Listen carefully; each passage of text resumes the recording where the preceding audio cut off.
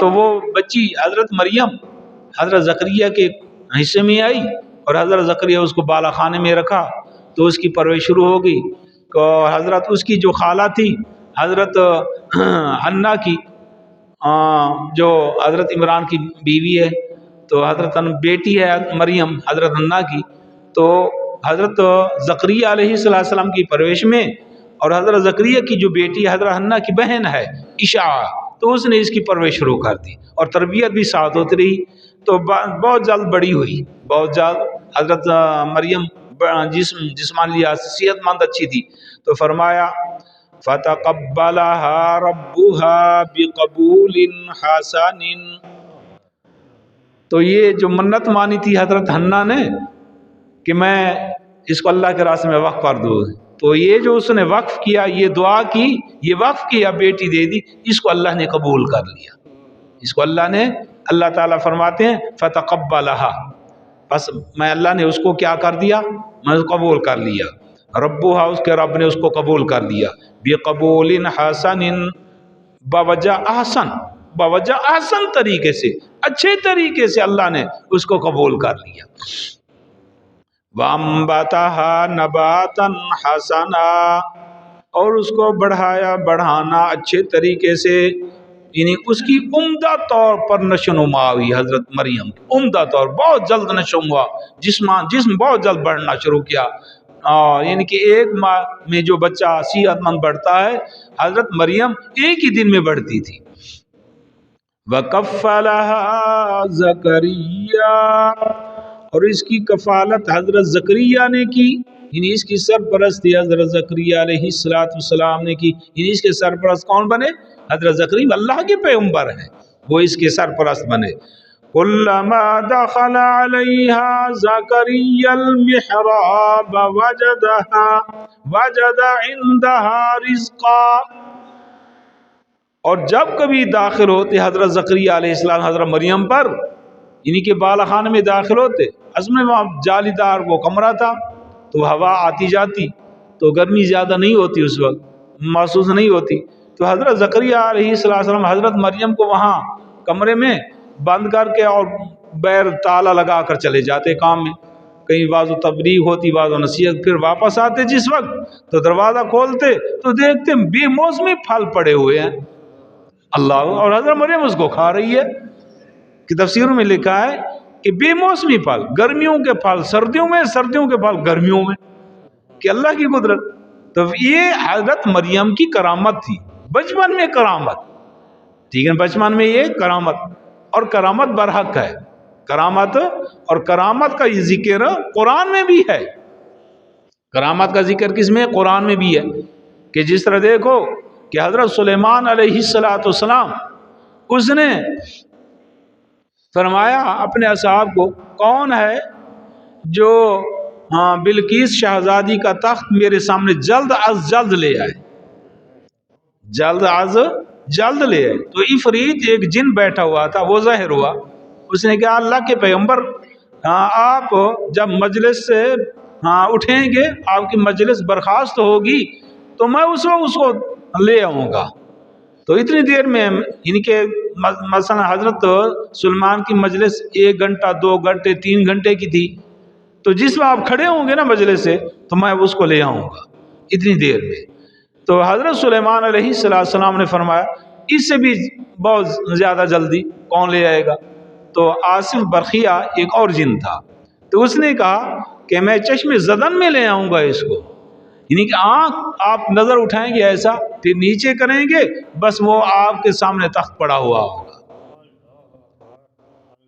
اور وہ لے آیا، چشم زدن میں لے آیا تخت، کہ حضرت سلیمان علیہ السلام ایسے نظر کی، نیچے دیکھا سامنے تخت پڑا ہوا ہے. تو فرمایا یہ کرامت ہے. تو بعض یہ ملحد قسم کے منکرین حدیث کو نہیں مانتے، حالانکہ کرامت کا ذکر تو قرآن میں بھی ہے.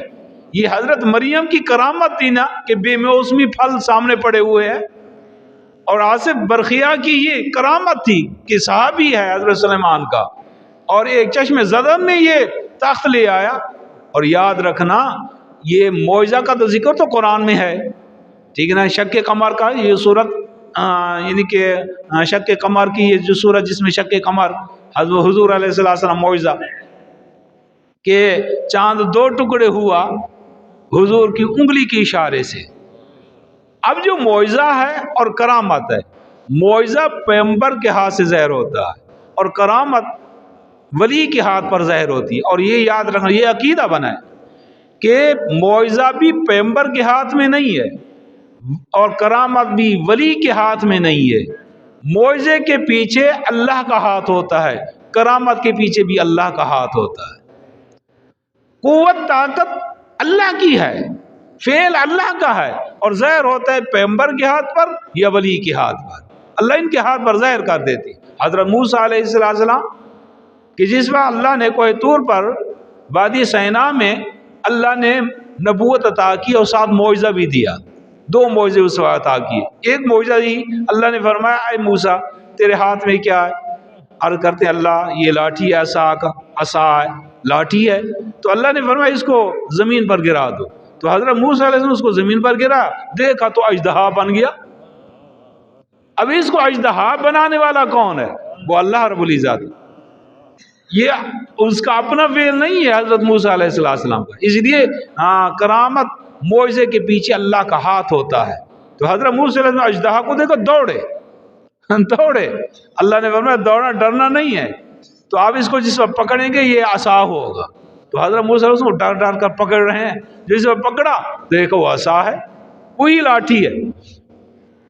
تو کرامت بھی اس کے پیچھے بھی اللہ، وہ کرامت ولی کے ہاتھ پر ظاہر ہو جاتی ہے، ٹھیک ہے نا، اور اس کے ہاتھ پر ظاہر ہوتی ہے جو اللہ کے پیغمبر، اللہ کے نبی، اللہ کے پیغمبر حضور علیہ السلام کا سچا تابع دار ہو اور ایک ایک سنت پر عمل کرنے والا ہو، تو اس کے ہاتھ پر وہ کیا ہوتا ہے، یعنی کہ کرامت ظاہر ہوتی ہے۔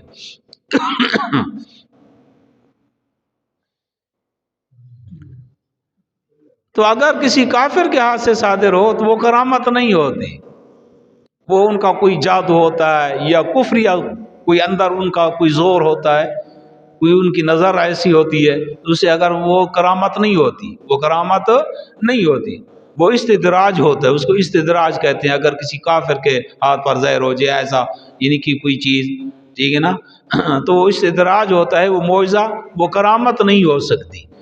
اللہ رب العزت بعض دیکھتے ہیں کہ بتی قسم کے ہوتے ہیں، وہ سنتے ہیں بھی اس کا یہ کرامت ظاہر ہوئی، یہ کرام، حالانکہ وہ مشرک شرک کرتے، بدعت رسومات میں ہے، سنت پر عمل بھی نہیں کرتا، وہ استدراج ہو سکتا ہے، کرامت نہیں ہو سکتی۔ تو یہ حضرت مریم کی کرامت تھی کہ حضرت زکریا علیہ السلام کمرے میں داخل ہوتے ہیں، جس وقت بھی داخل ہوتے ہیں دیکھتے ہیں کہ سامنے بے موسمی پھل پڑے ہوئے اور حضرت مریم اس کو کھا رہی ہوتی ہے۔ تو ایک دفعہ پوچھ لیا مریم یہ پھل کہاں سے ہے بے موسمہ؟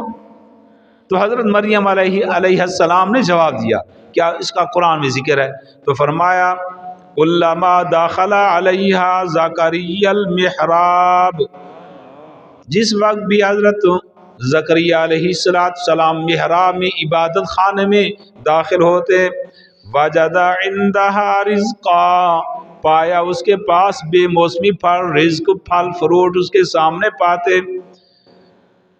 قال یا مریم، حضرت زکریا علیہ السلام نے ایک مرتبہ پوچھ بھی دیا، اے مریم انا لک ھذا، یہ بے موسمی پھل کہاں سے آ جاتے ہیں؟ یہ بے موسمی پھل فروٹ سامنے پڑے ہیں، یہ کہاں سے آتے ہیں؟ اب جواب سنو، حضرت مریم نے کیا کہا، وہ تو اللہ کی ولیت تھی نا، تو اس کی کرامت تھی، اور اللہ کے ولی کی نظر ہر وقت اللہ پر ہوتی ہے۔ کس پر ہوتی ہے؟ اللہ پر ہر وقت۔ اللہ کے جو ولی ہوتے ہیں اگر ان سے کوئی کام ایسا صادر ہو جائے تو ان کی نظر اللہ کی طرف جاتی ہے، وہ کہتے ہیں اللہ ہی کرنے والا ہے، ان کی نظر کہاں، ہم تو پھولے نہیں سماتے ہے نا، تو ہم تو کہتے ہیں ہاں یہ ہماری محنت ہے نا جی، یہ ہم نے ایسا کیا ہے، ہم نے ایسا کیا ہے، یہ میری محنت ہے، یہ میں نے ایسا کام کیا ہے، میری جستجو ہے۔ جو اللہ کے نیک بندے ہوتے ہیں وہ اگر کام کی کرتے ہیں اچھا یا ایسا کوئی کام تو وہ اللہ کی طرف اس کو منسوب کرتے ہیں کہ اللہ کرتے ہیں۔ یہ کون کرتے ہیں؟ اللہ۔ تو حضرت مریم علیہ السلام نے کیا جواب دیا؟ قالت هو من عند اللہ، کہنے لگی یہ بے موسمی پھل اللہ کی طرف سے آتے ہیں، اللہ عطا کرتا ہے، اللہ تعالیٰ، یہ جنت سے پھل آتے تھے بے موسمی اور بہت ہی خوبصورت، بہت ہی لذیذ اچھے پھل، تو حضرت مریم کے لیے جنت سے آیا کرتے تھے، کیونکہ حضرت مریم اللہ کی ہو گئی تھی اور اللہ اس کے لیے ہو گیا۔ من کان للہ کان اللہ لہ، کہ جو اللہ کا ہو جاتا ہے اللہ اس کا ہو جاتا ہے، اللہ اس کا ہو جاتا ہے، اس لیے ہم اللہ کے ہو جائیں، اللہ پھر ہمارا ہو جائے گا، جو ہم کام کریں گے اللہ کی مدد نصرت ساتھ ہوگی پھر۔ تو فرمایا ان اللہ یرزق من یشاء، بے شک اللہ رزق دیتا ہے جس کو چاہتا ہے بغیر حساب، بغیر کسی حساب کے دیتا ہے، حساب ہی نہیں۔ بعض ایسے ہیں جن کو اللہ بغیر حساب کے رزق اتنا دیتا ہے، حالانکہ وہ ٹھنڈی چھاؤں میں پڑے ہوتے ہیں، پنکھوں کے نیچے ہوتے ہیں، کوئی کام نہیں ہوتا، اللہ ان کو اتنا مال دیتے ہیں وہ حساب ہی نہیں کر سکتے، وہ حساب ہی نہیں لگا۔ اور بعض ایسے کہ وہ سارا دن یعنی کہ وہ یعنی کہ ہم بٹھل تغاری اٹھاتے ہیں، پورا دن کام کرتے ہیں گرمیوں میں سردیوں میں، اور شام کے وقت یعنی کہ وہ اتنی مزدوری بھی نہیں ملتی جس سے اس کے بچے اور بچیوں کا پیٹ پال سکے۔ ایسا بھی ہوتا ہے، ایسے بھی دیکھے ہیں نا، گھر میں فقر و فاقہ ہے، غربت ہے، حالانکہ سارا دن کام کرتے ہیں، ہاتھ سے محنت کرتے ہیں، تو عقل تو کہتی ہے جو سارا دن کام کرے ہاتھ سے اس کے پاس پیسہ زیادہ ہونا چاہیے، جو نکما بیٹھے اس کے پاس تو نہیں ہونا چاہیے، عقل تو یہ کہتی ہے، لیکن یہ نہیں ہے، بلکہ اللہ تعالیٰ فرماتے ہیں ان اللہ یرزق من یشاء بغیر حساب، بے شک اللہ رزق دیتے ہیں جس کو چاہتے بغیر کسی حساب کے، وہ پیسے بھی نہیں اپنے نہیں گن سکتے، اتنا مال و دولت۔ قارون کو دیکھ لو، شداد کو دیکھ لو، فرعون کو دیکھ لو، نمرود کو دیکھ لو، اور بھی کتنے بڑے بڑے کافر گزرے ہیں کہ جن کے پاس اتنی دولت تھی وہ شمار بھی نہیں کر سکتے تھے۔ اللہ اکبر، تو رزق کس کے پاس ہے؟ اللہ کے پاس ہے۔ تو حضرت مریم نے بھی یہی کہا کہ اللہ کی طرف سے آتے ہیں، اللہ جس کو چاہتا ہے بغیر حساب کے رزق عطا کر دیتا ہے۔ اللہ سے دعا ہے کہ اللہ ہمیں بھی رزق حلال طیب وافر مقدار میں عطا فرمائے، کسی کا محتاج نہ کرے۔ وآخر دعوانا ان الحمدللہ رب العالمین، الحمدللہ رب العالمین۔ اللہم صلی علی سیدنا و مولانا محمد وعلی آل سیدنا و مولانا محمد وبارک وسلم۔ ربنا ظلمنا انفسنا وإن لم تغفر لنا وترحمنا لنكونن من الخاسرين۔ ربنا لا تزغ قلوبنا بعد إذ هديتنا وهب لنا من لدنك رحمة إنك أنت الوهاب۔ اللهم اغفر أمة محمد، اللهم ارحم أمة محمد، اللهم استر أمة محمد، اللهم فرج أمة محمد صلى الله عليه وسلم۔ ربنا لا تزغ قلوبنا بعد إذ هديتنا وهب لنا من لدنك رحمة إنك أنت الوهاب۔ وصلی اللہ تعالی علی خیر خلق محمد وآلہ وصحبہ اجمعین برحمتک۔